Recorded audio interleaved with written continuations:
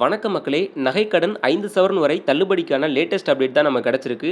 கூட்டுறவு வங்கிகள்ல யாரெல்லாம் 5 சவரன் வரைக்கும் நகை அடமானம் வச்சிருக்கீங்களோ, நீங்க அனைவருமே வீடியோவ கடைசி வரைக்கும் பார்த்தாகணும். ஏன்னா, தமிழக அரசானது சில ரூல்ஸ் கொண்டு வந்திருக்காங்க.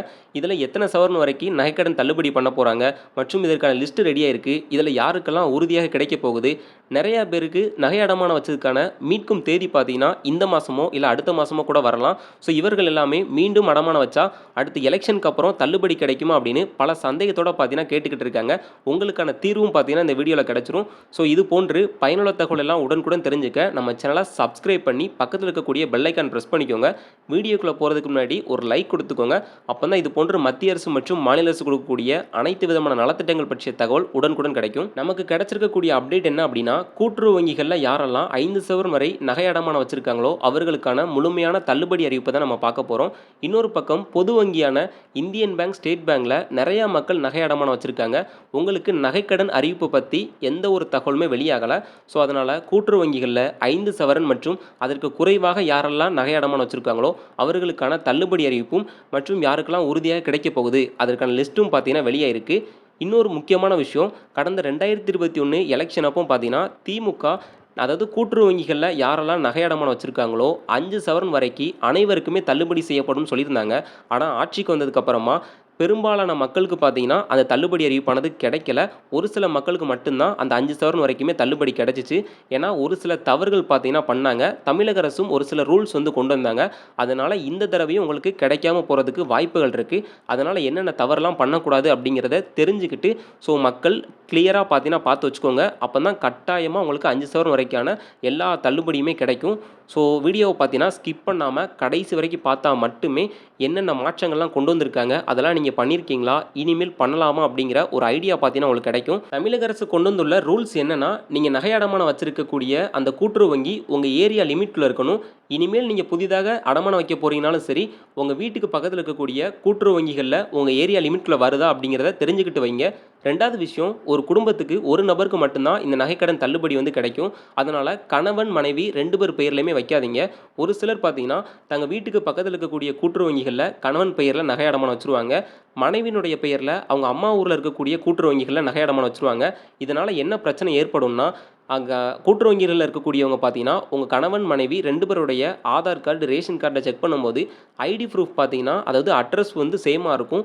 ஒரே மாதிரியாக இருக்கிறதுனால 2 பேருமே கணவன் மனைவி அப்படிங்கிற மாதிரி தெரிஞ்சிடும். ஸோ இதனால் 2 பேருக்குமே பார்த்தீங்கன்னா நகைக்கடன் தள்ளுபடி கிடைக்காம போயிடும். போன எலெக்ஷன்லையும் இதே மாதிரி தான் நிறையா பேர் தவறு பண்ணிட்டாங்க. மொத்தமாக 10 சவரன் கிடைக்குன்னு சொல்லிட்டு ஒட்டு மொத்தமாகவே தள்ளுபடி கிடைக்காம போயிடுச்சு. இந்த மாதிரி தவறெல்லாம் நீங்கள் திருத்திக்கோங்க. கூட்டுறவு வங்கிகளில் 5 சவரனுக்கு உட்பட்டு யாரெல்லாம் நகை அடமானம் வச்சிருக்காங்களோ அவர்களுக்கான தள்ளுபடி பற்றிய ஆர்டிக்கல் தான் வெளியே இருக்கு. கூட்டுறவு வங்கிகளில் நகைக்கடன் பெறுவது என்பது சாமானிய மக்களுக்கு ஒரு பெரிய வரப்பிரசாதமாகும். இங்கு நகை மதிப்பீடு எப்படி நடக்கிறது என்பதையும், அரசு வழங்கும் சலுகைகள் மற்றும் கடன் கட்டாவிட்டால் என்ன நடக்கும், கடன் மதிப்பீடு தள்ளுபடி மற்றும் ஏல நடைமுறைகள் குறித்த முழு விவரங்கள் என்னென்ன, அதாவது நகை அடமானம் வச்சுருப்பாங்க. நிறையா பேர் பார்த்தீங்கன்னா மீட்கும் தேதி இன்னும் மீட்காமல் இருப்பாங்க. ஸோ பொது வங்கிகளில் இப்படி நகையை மீட்கலை அப்படின்னா ஏலத்தில் விட்டுருவாங்க. ஸோ அதே மாதிரி கூட்டுறவு வங்கிகள்லையும் ஏலத்தில் விடுவாங்களா, அந்த ஏல நடைமுறைகள்லாம் எப்படி இருக்கும், ஸோ ஒருவேளை நீங்கள் வட்டியும் அசலும் கெட்டலை அப்படின்னா உங்களுடைய நகையை என்ன பண்ணுவாங்க, கூட்டுறவு வங்கி தரப்புலேருந்து இதற்கான தெளிவான விளக்கம் கொடுத்துருக்காங்க. ஸோ அதே மாதிரி 5 சவரனுக்கான தள்ளுபடியில் ஒரு சில ரூல்ஸ் கொண்டு வந்திருக்கதா நான் சொன்னேன் இல்லையா, அதையுமே நம்ம சேர்த்து பார்க்க போகிறோம். கூட்டுறவு வங்கி நகைக்கடன், இதில் முக்கியமாக கவனிக்க வேண்டியது கடன் மதிப்பு விகிதம் என்று சொல்லப்படும் எல்டிவி ரேஷியோ. அதாவது உங்கள் நகையின் இன்றைய சந்தை மதிப்பில் 75% வரை மட்டுமே வங்கிகள் கடன் கொடுக்கும். அதாவது நீங்கள் நகை அடமானம் வைக்க போகிறீங்கன்னா இந்த எல்டிவி ரேஷியோ உங்கள் நகைக்கு எவ்வளோ இருக்குது அப்படிங்கிறத தெரிஞ்சுக்கிட்டு தான் அதுக்கான தொகையை பார்த்தீங்கன்னா கொடுப்பாங்க. இப்போ உதாரணமாக உங்களுடைய நகை இன்னைக்கு எவ்வளோ விலை போகுது அப்படிங்கிறத தெரிஞ்சுக்கிட்டு அதில் 75% மட்டும்தான் கொடுப்பாங்க. உதாரணமாக உங்கள் நகையின் மதிப்பு 1 லட்சம் ரூபாய் என்றால் வங்கி உங்களுக்கு 75,000 ரூபாய் வரை கடன் தரும். மீதமுள்ள 25% என்பது தங்க விலையில் ஏற்படும் ஏற்ற இறக்கங்களுக்கான வங்கியில் கையிருப்பாகவே வைக்கப்படும். அதாவது இப்போ நீங்கள் நகை அடமானம் வைக்க போகிறீங்க. இன்றைக்கி உங்கள் நகையினுடைய சந்தை மதிப்பு 1 லட்ச ரூபாய் இருந்துச்சு அப்படின்னா உங்களுக்கு 75,000 வரைக்கும் மட்டும்தான் கொடுப்பாங்க.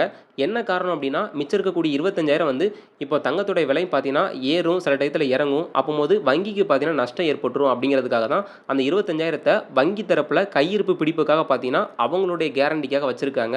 சூப்பரான அரசு தள்ளுபடி திட்டங்கள். நம்முடைய தமிழக அரசு அவ்வப்போது கூட்டுறவு வங்கிகளில் வாங்கிய நகைக்கடன்களை தள்ளுபடி செய்து அறிவிப்பு வெளியிடுகிறது. குறிப்பாக நலிந்த பிரிவினர் மற்றும் விவசாயிகள் வாங்கிய கடன்களுக்கு முன்னுரிமை அளிக்கப்படுகிறது.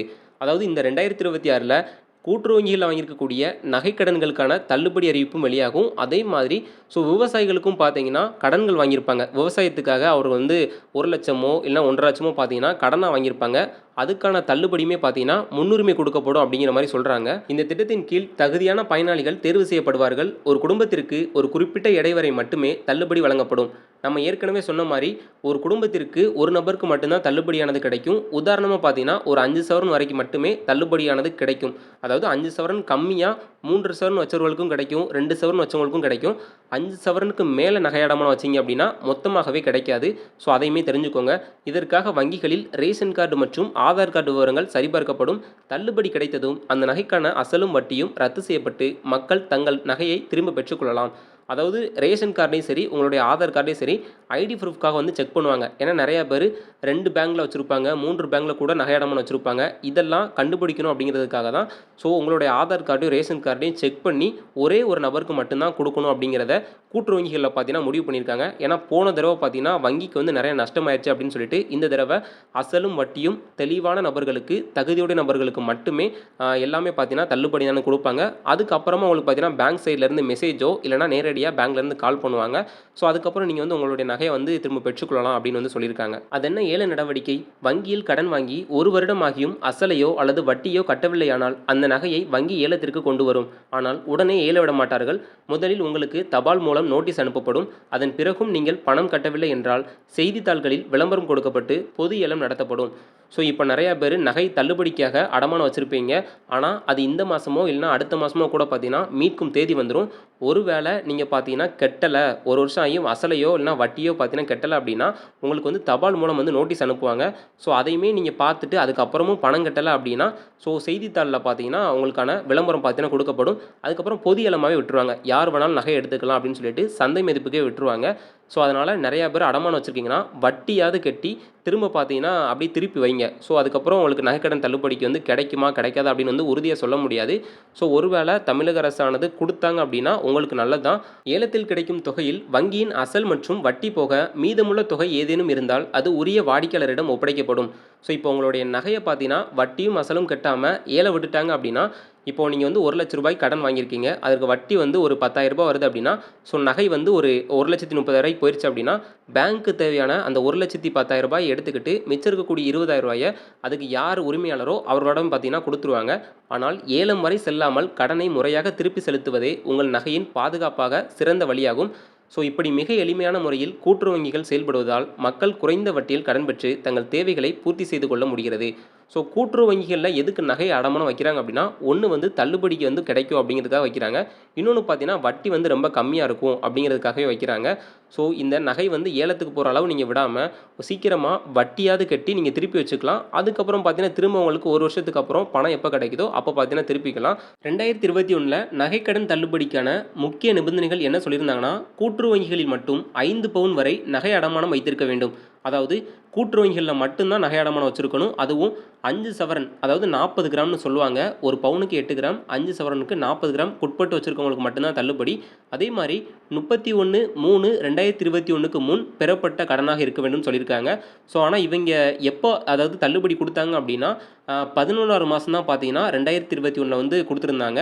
அதனால் 31/3/2021க்கு முன் யாரெல்லாம் கடன் பெற்றிருந்தாங்களோ அவர்களுக்கு மட்டும்தான் தள்ளுபடி.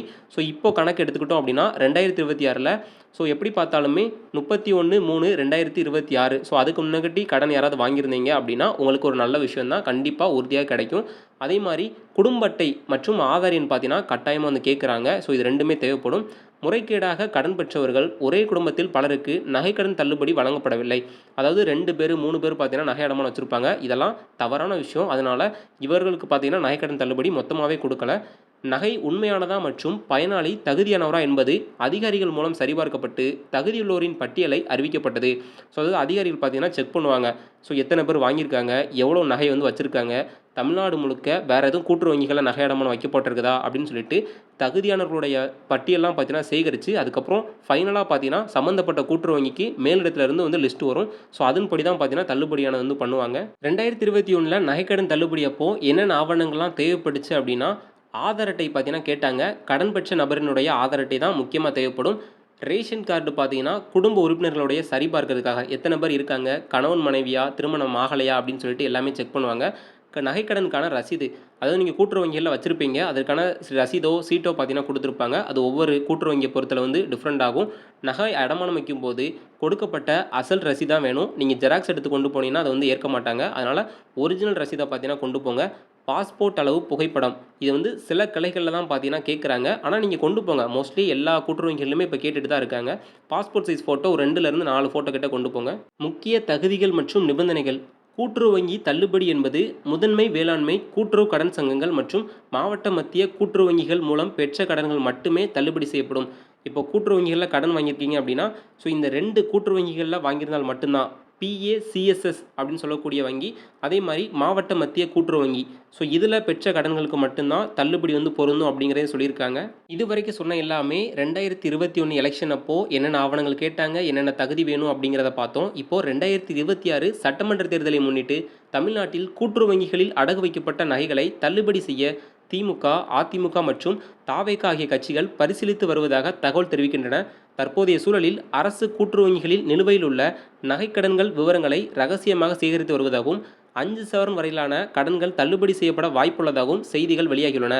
ஸோ அதிமுக ஆகட்டும், திமுக ஆகட்டும், புதிதாக வந்திருக்கக்கூடிய தாவேகவாகட்டும், ஸோ நகைக்கடன் பற்றி பார்த்தீங்கன்னா பரிசீலித்து வராங்க. ஏன்னா இதுக்கு எவ்வளோ பட்ஜெட் வரும், ஸோ தள்ளுபடி பண்ண முடியுமா அப்படின்னு சொல்லிட்டு அதற்கான ரகசியமாக சில ரூல்ஸ் அண்ட் ரெகுலேஷன்லாம் போட்டு குறிப்பிட்ட மக்களுக்காச்சும் தள்ளுபடி கிடைக்குமா, ஒரு 3 சவரன் வரைக்காக தள்ளுபடி கிடைக்குமா அப்படின்னு சொல்லிட்டு ஒரு ரகசியமான தகவல் பார்த்தீங்கன்னா சேகரித்து வந்துகிட்டு இருக்காங்க.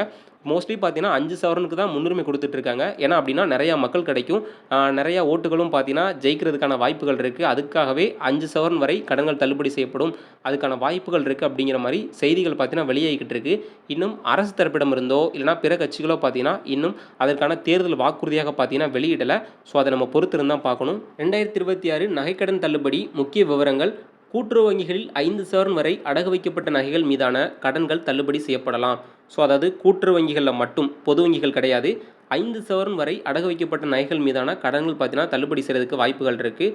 ஸோ 2026 தேர்தலை முன்னிட்டு திமுக, அதிமுக உள்ளிட்ட முக்கிய கட்சிகள் நகைக்கடன் தள்ளுபடியை தங்களது தேர்தல் வாக்குறுதிகளாக அறிவிக்க பரிசீலித்து வருகிறது. நம்ம ஏற்கனவே சொன்ன மாதிரி தான். ஸோ எலெக்ஷனுக்கும் பார்த்தீங்கன்னா தேதி அறிவிச்சிட்டாங்க. ஸோ இனிமேல் அறிவிக்கிறதுக்கான வாய்ப்புகள் அப்படிங்கிறது கொஞ்சம் சாத்தியக்கூறு இல்லை தான். ஸோ அதையுமே நம்ம பொறுத்திருந்து பார்க்கலாம். தகவல் சேகரிப்பு. தகுதியான பயனாளிகளை தேர்வு செய்ய கூட்டுறவு வங்கிகளில் இருந்து கடன் விவரங்களை அரசு சேகரித்து வருகிறது. ஸோ அதாவது இதுக்கு முன்னாடி நிலுவையில் உள்ள கடன்கள்லாம் இருக்கும், புதிதாக வந்து வச்சுருப்பாங்க. ஸோ எந்தெந்த தேதிகளெல்லாம் வச்சுருக்காங்க அப்படிங்கிறத அரசு பார்த்தீங்கன்னா ஒரு லிஸ்ட்டு பார்த்தீங்கன்னா எடுத்துக்கிட்டு இருக்காங்க. தகுதியுடையவர்களுக்கு மட்டுமே இது கிடைக்கும். ஏழை எளிய மக்கள் மற்றும் சிறு விவசாயிகளின் கூட்டுறவு வங்கி நகைக்கடன்களுக்கு முக்கியத்துவம் அளிக்கப்படலாம். அதாவது வறுமை கோட்டு கீழ் உள்ள மக்கள் மற்றும் விவசாயிகள் பார்த்தீங்கன்னா கூட்டுறவு வங்கிகளில் நகைக்கடன் வாங்கியிருந்தாங்க அப்படின்னா அவர்களுக்கு முன்னுரிமை அளிக்கப்படலாம். நிறையா பேர் இந்த விவசாயிகள் எல்லாமே பற்று ஒன் அப்படின்னு சொல்லிட்டு விவோ கிட்ட வாங்கி கடன் வந்து வச்சுருப்பாங்க. இதுக்கு பார்த்தீங்கன்னா வட்டியுமே ரொம்ப கம்மி தான். ஆனால் இதுக்கு வந்து உங்களோட இடத்தினுடைய பட்டா, பத்திரம் இதெல்லாம் தேவைப்படும். அது உங்களுடைய சொந்த இடமா இருக்கணும். ஸோ அப்போ தான் இந்த பற்று ஒன் அப்படிங்கிறத வாங்கி வைக்க முடியும். முக்கிய குறிப்புகள். வட்டி விகிதத்தை பொறுத்தளவு விவசாய நகைக்கடன்களுக்கு 7% முதல் வட்டி விகிதம் இருக்கலாம். தகுதி பார்த்தீங்கன்னா ரேஷன் கார்டு மற்றும் ஆதார் கார்டு சரிபார்ப்பு மூலம் தகுதியான பயனாளிகள் கண்டறியப்படுவார்கள். அதனால் நீங்கள் நகைக்கடனை பொறுத்தளவு நீங்கள் நகைக்கடன் அடகு வச்சுறதுக்கான ஒரிஜினல் ரசீது பார்த்தீங்கன்னா கேட்பாங்க. அப்புறம் ரேஷன் கார்டு, உங்களுடைய ஆதார் கார்டு, இதை வந்து ஐடி ப்ரூஃபு, அட்ரஸ் ப்ரூஃப் வந்து ஒன்றா இருக்கா அப்படிங்கிறத செக் பண்ணுறதுக்காக. அப்புறம் உங்களுடைய பாஸ்போர்ட் சைஸ் ஃபோட்டோ பார்த்தீங்கன்னா கேட்பாங்க. இதையுமே எடுத்து வச்சுக்கோங்க. தள்ளுபடி அறிவிக்கப்படும் போது அதற்கான நிபந்தனைகள் மற்றும் தகுதி வரம்புகளை அரசு அதிகாரப்பூர்வமாக வெளியிடப்படும். நம்ம ஏற்கனவே சொன்ன மாதிரி கூட்டுறவு வங்கிகளில் தொடக்க வேளாண்மை கூட்டுறவு வங்கி, மத்திய கூட்டுறவு வங்கிகளில் நகைக்கடன் தள்ளுபடிக்கான முழுமையான அறிவிப்பு வந்ததுக்கு அப்புறமா, அதாவது எலெக்ஷனுக்கு அப்புறமா தான் பார்த்தீங்கன்னா ஸோ இதற்கான முழுமையான தகவல் பார்த்தீங்கன்னா வெளியாகும். அதுவும் கவர்மெண்ட் சைட்லேருந்து அஃபிஷியலான நியூஸ் வந்ததுக்கு அப்புறம் தான் ஸோ இது வந்து கிளியரன்ஸ் அப்படிங்கிறது கொடுப்பாங்க.